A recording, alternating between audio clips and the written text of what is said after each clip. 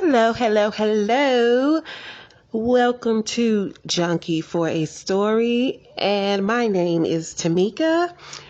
On this episode, we will be celebrating the late filmmaker John Singleton and taking a look at his films, 5 to be exact, and specifically going over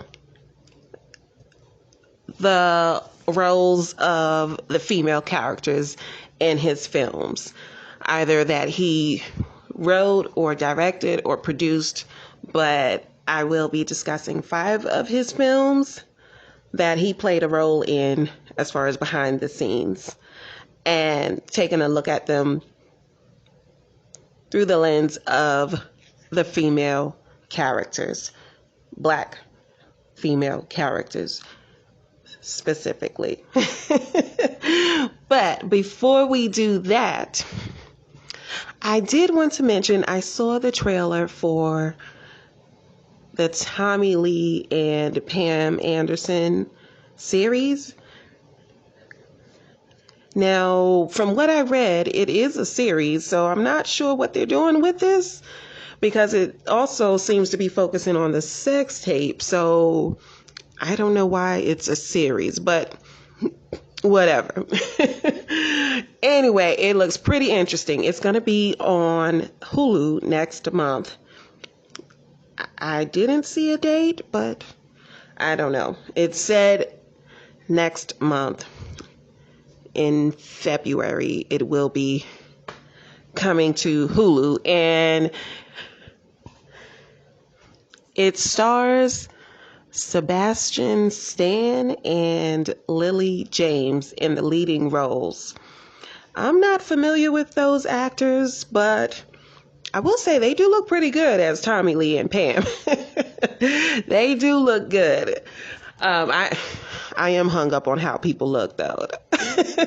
I do not like it when the actors don't look like the characters. When it's real life people, I find it distracting, but that's just me. Anyway, the trailer came out and I am excited to see it, and it looks like everyone else is because it already has over 1 million views. The trailer does over on YouTube. That's as of January 5th. It had 1 million views. But yeah, it looks like it's going to be really good. And this is, for those of you who don't know, this is about Tommy Lee, who is a well-known drummer. And I can't think of the band he was in. But is it Guns N' Roses? Okay, I just looked it up. I am wrong. Sorry. To all of you Guns N' Roses fans, I do apologize. Okay, I get my 80s bands mixed up. So Tommy Lee played the drums in the Motley Crue rock band. But so this was during I think the late 80s, maybe 90s, early 90s, when Tommy Lee and Pam got married. And then there was this infamous sex tape. Now, keep in mind, this is back when celebrities didn't want to be known for sex tapes. And so, yes, that came out, and it was a big scandal that, yeah, it was all over the place. You heard about it everywhere. And this is also before social media and the influence culture. So, yeah, it was crazy. But, and I'm not sure, was it the first? I don't know if it was the first sex tape, but I know it was pretty famous. I'll say that much. But okay, so it says that they were married in 1995 until 1998. So this happened in, it doesn't even feel like it, but it happened in the late 90s. Okay, so yeah, the sex tape would have happened at some point around there.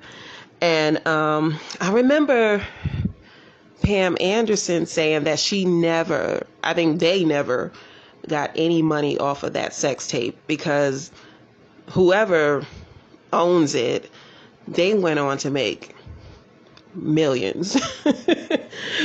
Because again, this is before social media. This is, they basically put it on, I guess, VHS tapes or something, and they sold it. So, people were buying this sex tape. And because it was stolen somehow, I don't remember the details, but I know they said, Tommy Lee and Pam Anderson, they said that it was stolen out of their luggage or something. And then whoever got their hands on it, they went and sold it to the public. Anybody could purchase it, basically. And then they were in court. There was a nasty court battle with that. And I guess the Hulu series is going to go over that. But anyway, it was a big scandal back when it happened. And now you have celebrities, dying to get popular off of a sex tape. But that is that. So that's coming to Hulu next month.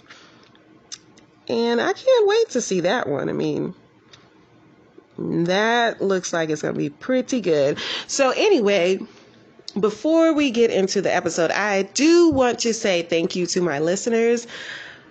As you know, this is a new podcast, and yes, I'm doing this by myself right now, and I do see I am picking up some listeners, and I appreciate you all. I hope you are enjoying the episodes and will continue to listen and keep up with Junkie for a Story. Well, let's get into the episode.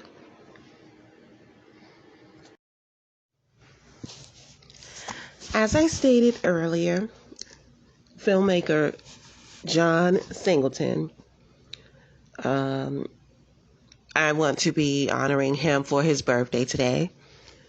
Now, he was born January 6, 1968, in Los Angeles, California. And he passed away in April the 28th of 2019.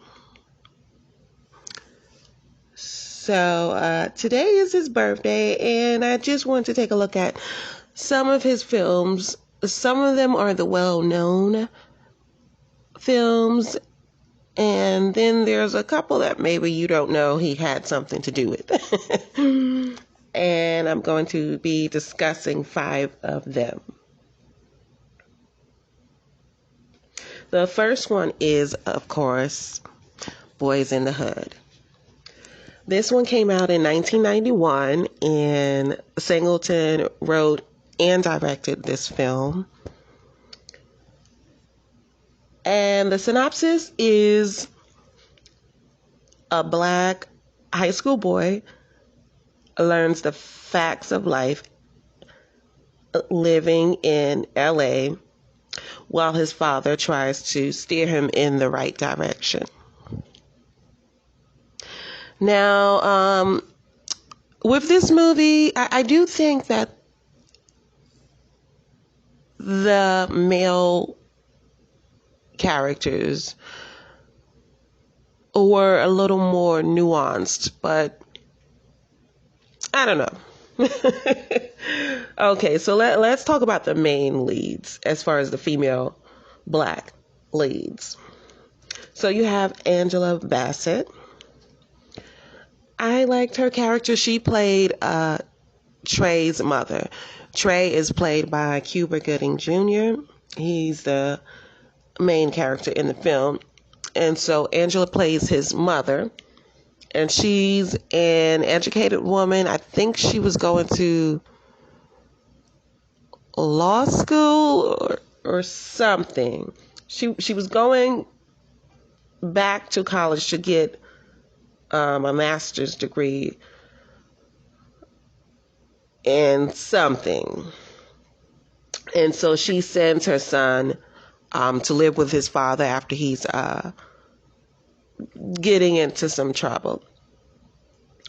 And so her character, she wasn't shown that much in the movie, I will say that, but she wasn't the stereotypical black woman.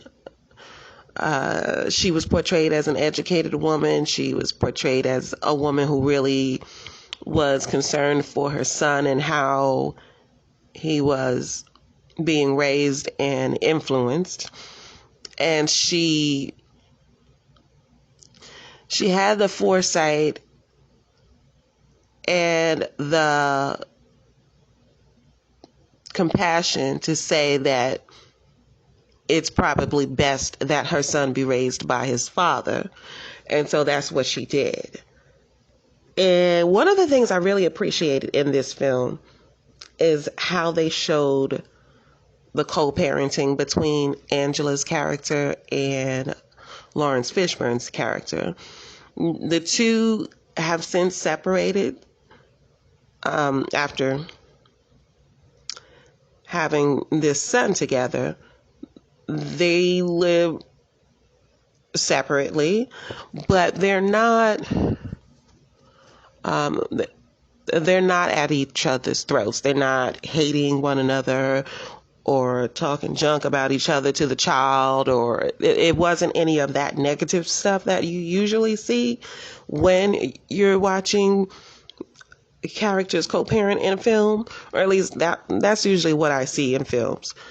But it was done in a positive, mature way. They would talk to each other on the phone, update each other about how Trey was doing in school and what his next move was, and they behaved like civilized adults. What a novel idea.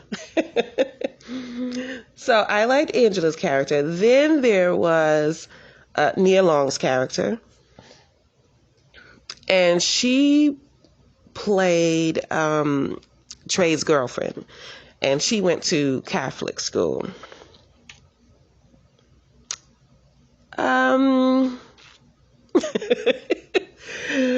I liked that they showed a black student in Catholic school. I really don't see that too often, so I will give him credit for that.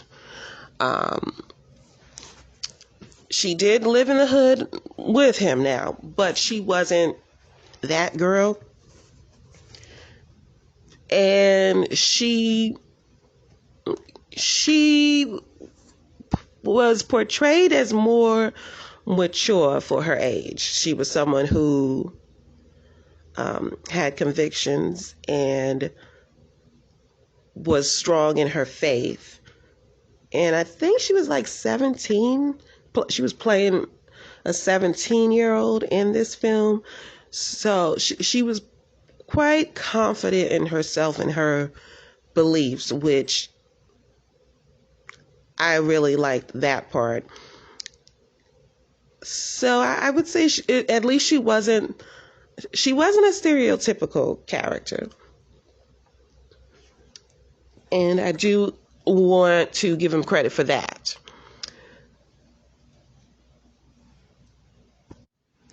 But most of the other female characters in the film were stereotypical type of characters, in the sense that they were...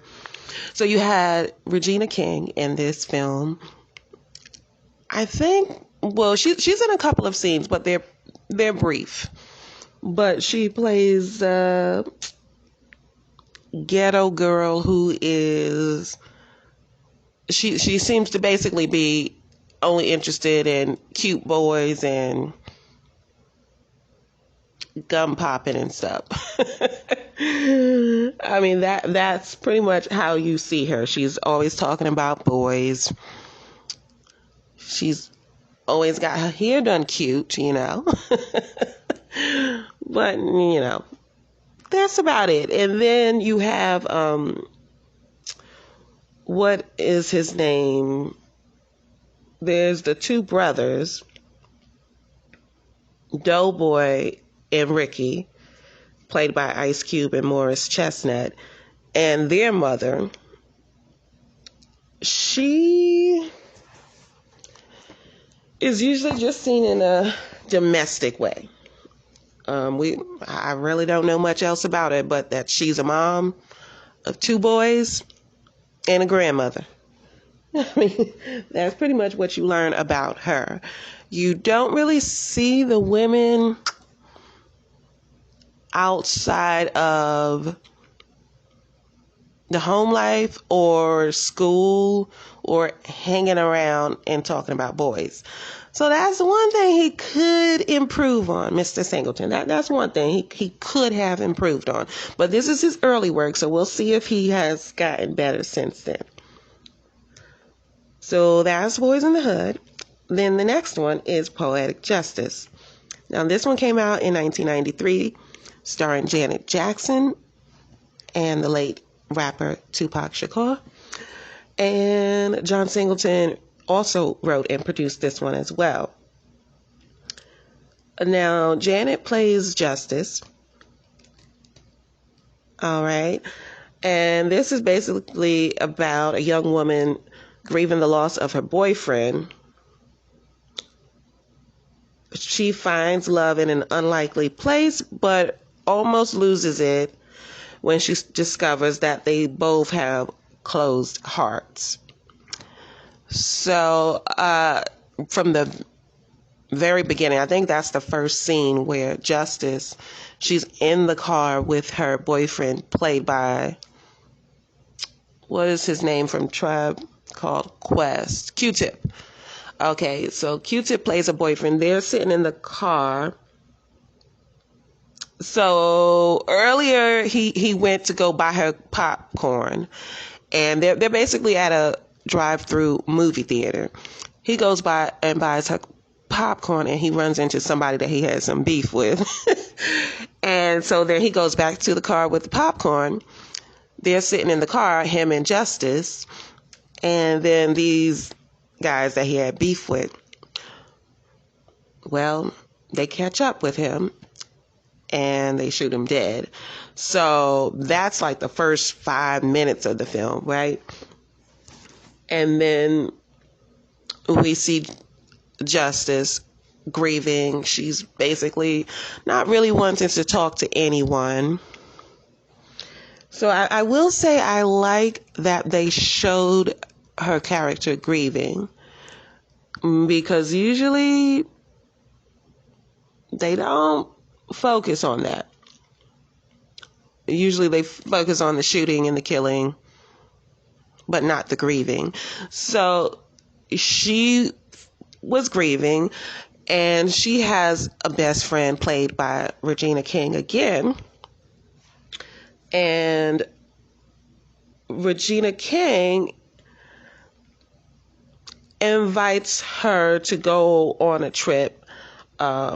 Regina King has a boyfriend who works for the post office. And so him and his buddy, played by Tupac, they do these like 2-day trips where they're delivering mail. So Regina King invites Justice to come along on that trip. And Justice doesn't know Tupac, his character. And so the four of them go together on this trip. Now, Regina's character is yet again playing that stereotypical black chick. Now, I'm glad she did not make this a habit, but I think you can see where I'm going with this. So, yeah, as far as the females, you have Janet and you have Regina's character. And then there was the older woman who owned the salon. So basically, the women in this film are either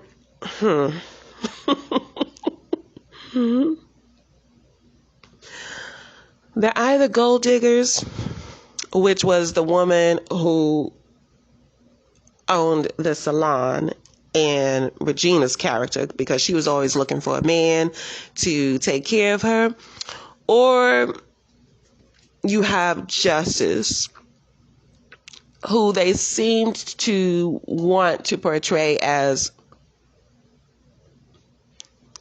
the better woman because she stayed to herself and she was, I guess, seen as loyal to her boyfriend.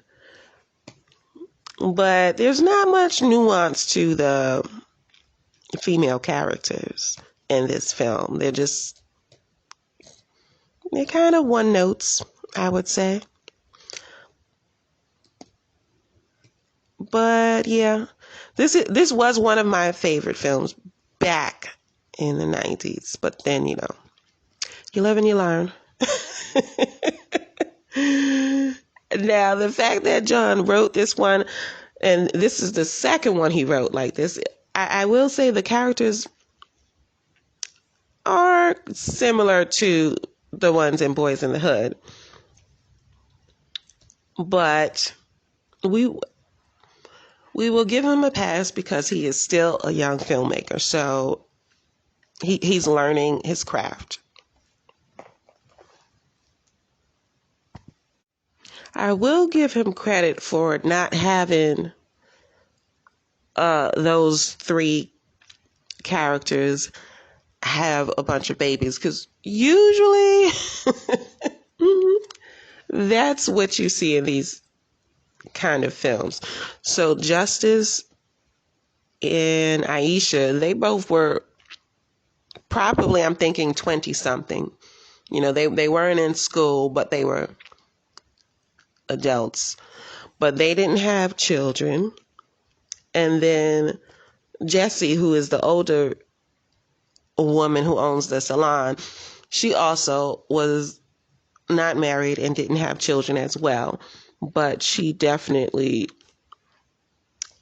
was money hungry. So there's that. But yeah, it could use some work. So the next one is Woo from 1998. This stars Jada Pinkett Smith. And John Singleton executive produced this film. Now, Woo, okay.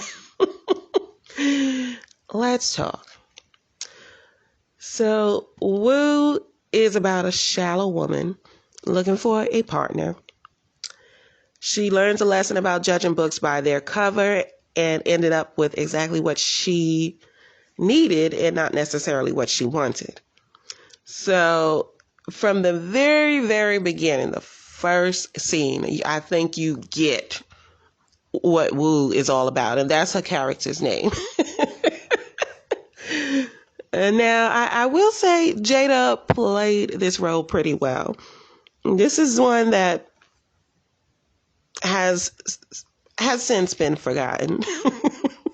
But we're going to talk about it. Now, there's only two main female characters in this film. There's Woo and then her friend, Claudette. And then it's mostly the men in this film. So, on that point, I would say Singleton needs some work now. He needs to do better than that. But So Wu, she is written as the superficial woman. She relies on external trivialities like horoscope readings and men's cologne to dictate who her perfect mate is. So she's not she's not a realistic woman, and I don't know what they're trying to say about women in this film. Like I don't know if they're saying that's the typical woman or if they wrote her as this exaggerated character intentionally. I can't quite tell. But that's who she is. And then to me, she seemed to lack emotional depth and maturity. She was portrayed as the stereotypical crazy black woman, and the male characters even joked about this to her face and behind her back, which that wasn't a good look. But this is the late 90s. I understand that. So there's that. And then you have Claudette, her best friend. Claudette was underdeveloped in my opinion. She was mostly shown just as Wu's friend or as Dave Chappelle's character, his girlfriend. So she seemed to not really have her own personality. It was just who she was to those two characters. And it would have been nice to just develop her a little bit further since you only had Wu as the other female character. So, I mean, you had female characters in this film, but they weren't, they were more like extras. You really didn't get to know the other female characters. It was mostly just Wu and her best friend, but her best friend, you really didn't know much. Just she liked to make her man happy, and she was a good best friend.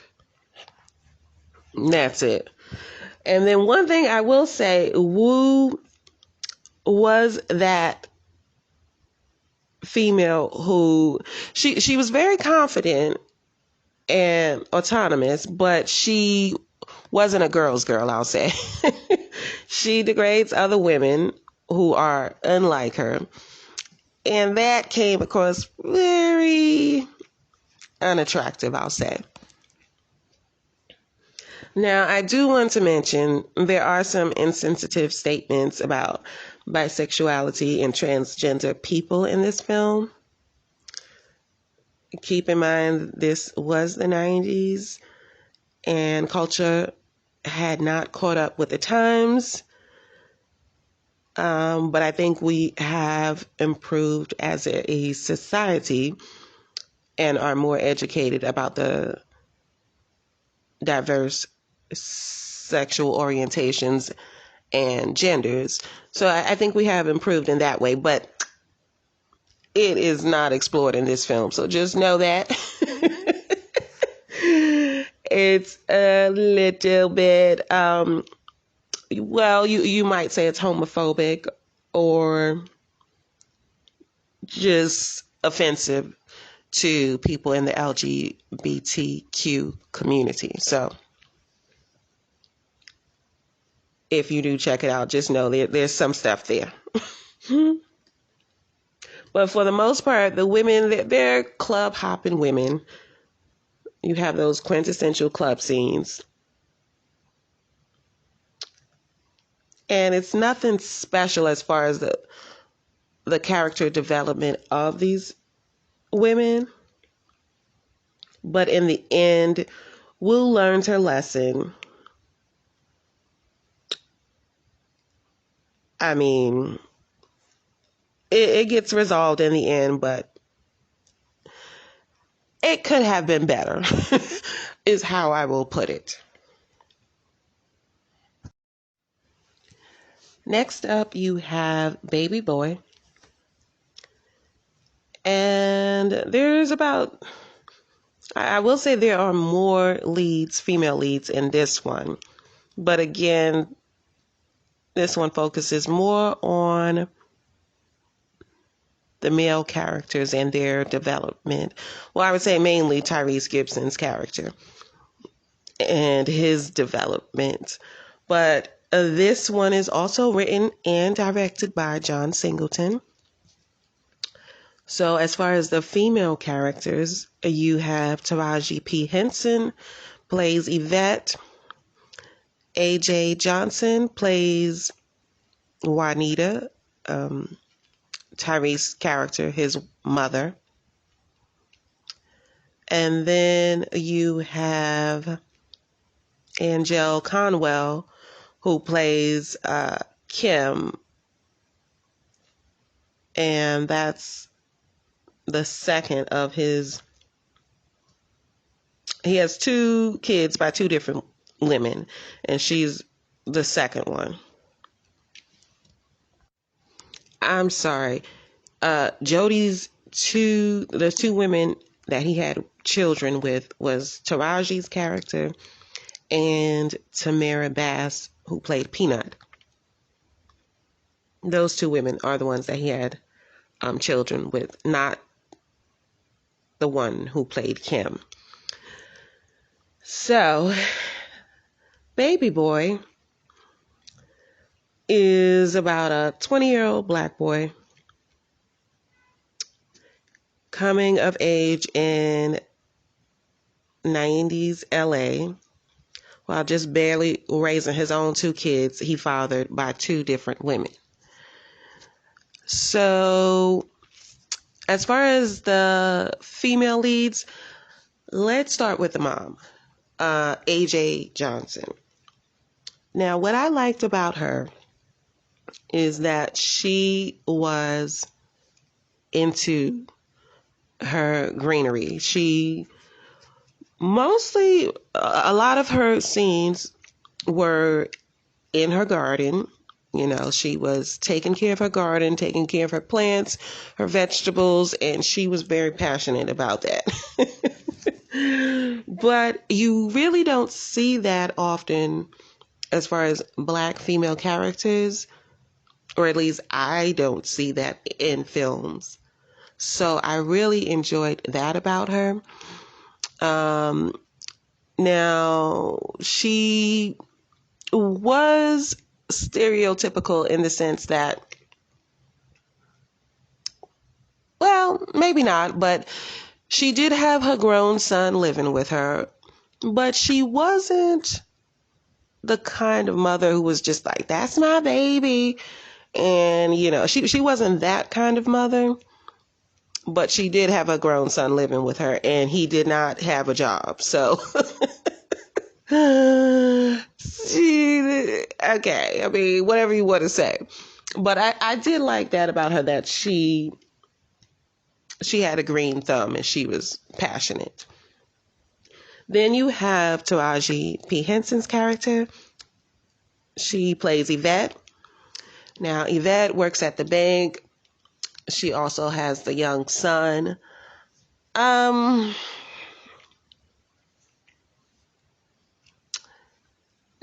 this is one of his more loved films.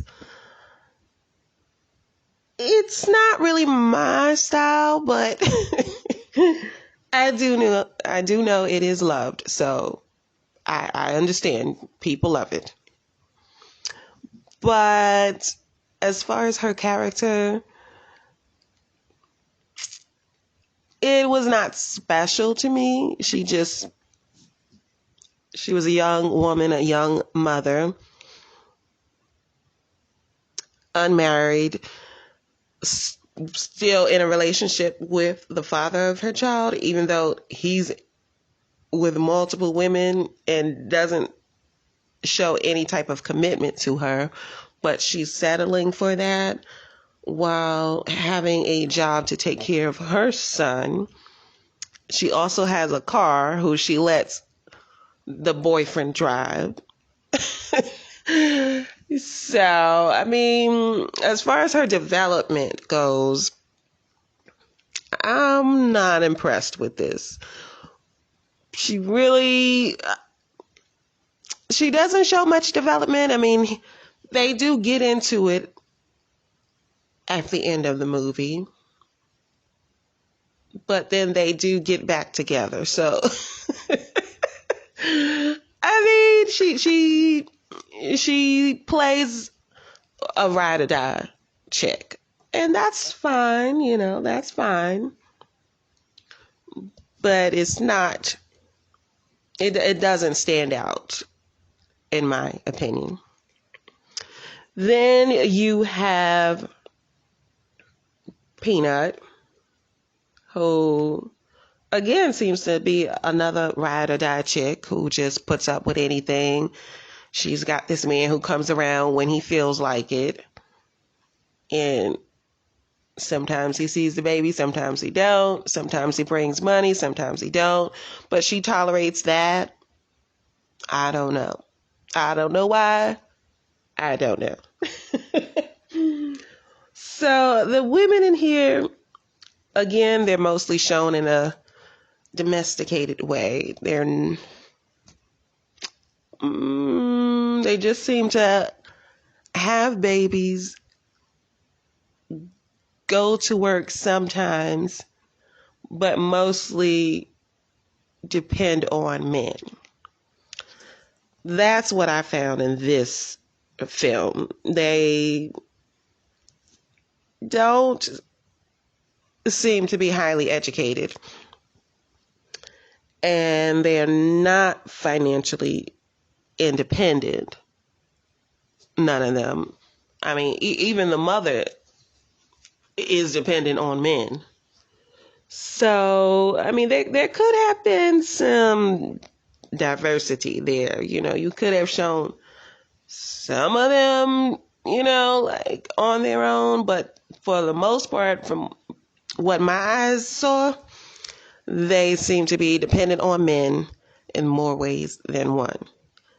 So I'm going to say John Singleton, he could have done a better job there. Now, this is 2001, so he's been in it for like 10 plus years at this point. So he could have come up with a better story than this. But this is what we have. So moving on to the final film, which is Hustle and Flow from 2005. So John Singleton produced this film, and it was written and directed by Craig Brewer. Now, I just saw this film yesterday, actually. Because, again, these are not my kind of films. I wouldn't watch them on my own for pleasure. So, yeah, I hadn't seen it up until this point.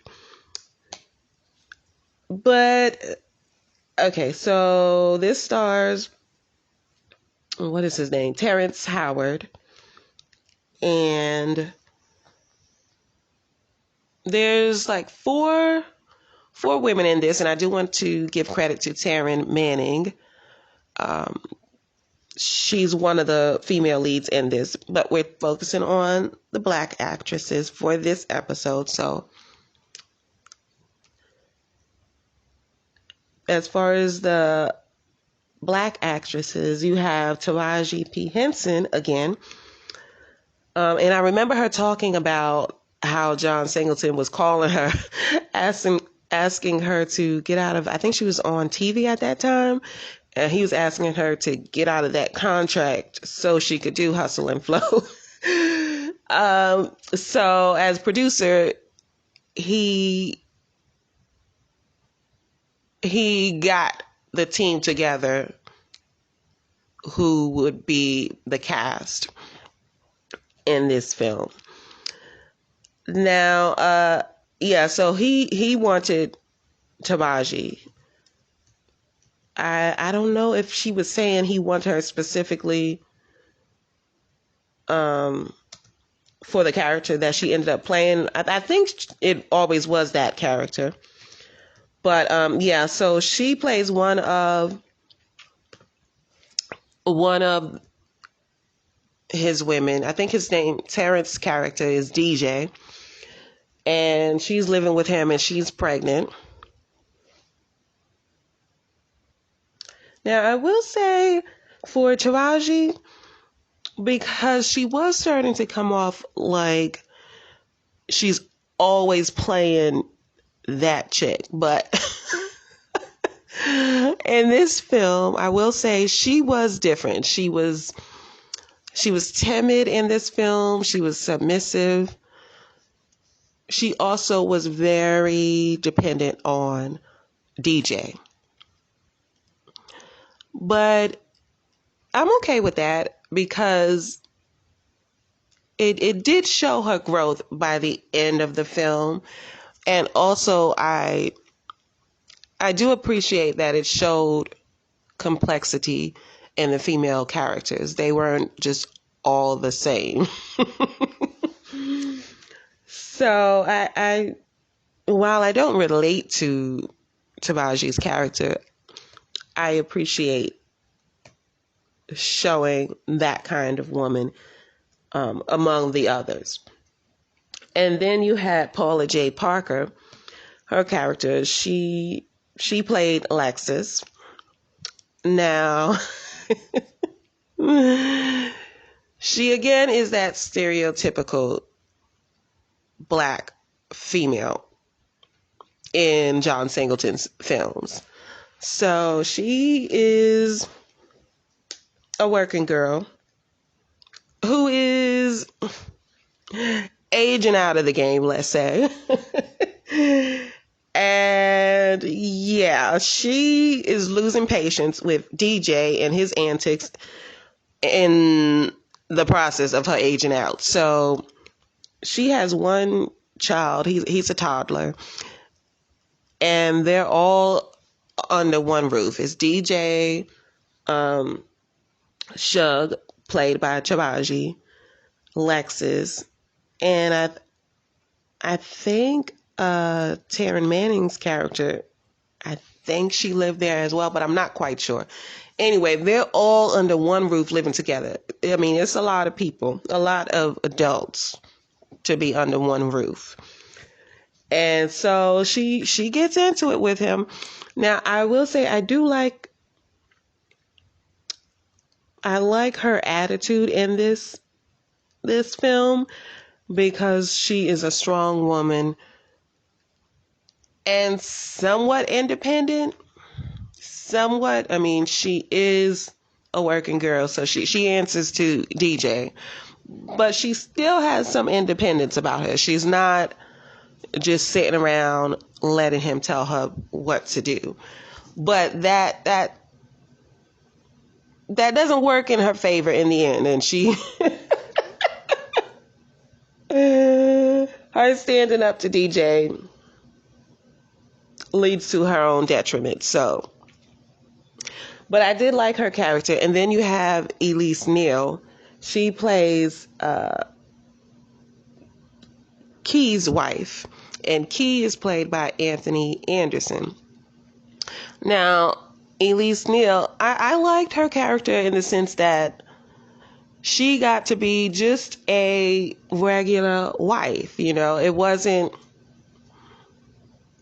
a lot of drama, which sometimes with the female black characters, it seems we can go down that road where it always has to be something, you know. Somebody's on drugs, somebody's going to jail. I mean, and so I liked that she was playing a wife and it wasn't a whole lot of struggle going on. It was just her man had a job, she had a job, and they were living together under one roof. And he also was pursuing his music career. You know, wasn't a lot of drama in that household. So I did like her character. And she did come off as not being understanding or supportive of her husband's dream. But then she came around at the end. So again, I liked Yvette's character. I think I liked. I would say how I liked how all three characters were played in this film, and they did have more complexity to their development. Now, that might be the credit of writer director Craig Brewer and not John Singleton. I'm not sure. But just judging from the other characters that we've seen, that's probably Craig's doing. So, I don't know. But anyway, overall, John Singleton did give a lot of actresses jobs in Hollywood. So we will acknowledge that. I'll just leave it at that.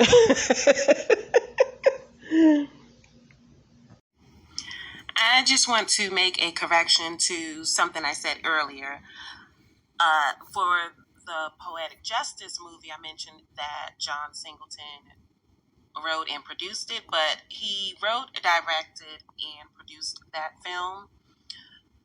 And then I also mentioned Tyree's character, Jody, and Baby Boy was not working, but he did have some kind of employment. So I misspoke there.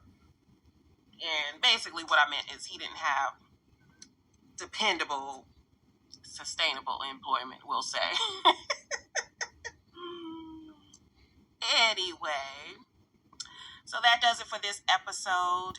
And that's my take on John Singleton and what he says about Black women in the 20th and 21st century. So, yes, we got to look at Black women through John Singleton's lens. Answer me this. Of all of Mr. Singleton's films, which female character is your favorite? All right. Well, I hope you enjoyed this episode, and I will catch you in the next one. Thank you. Bye.